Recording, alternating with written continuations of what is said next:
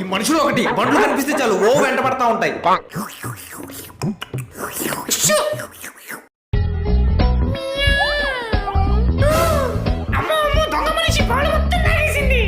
Welcome to human zoo.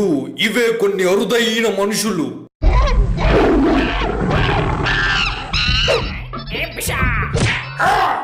తప్పు నాన్న, అలా మనుషుల్ని రాళ్ళతో కొట్టి హింసించకూడదు. ఇదిగో ఇకంతా కాల్ చేయి.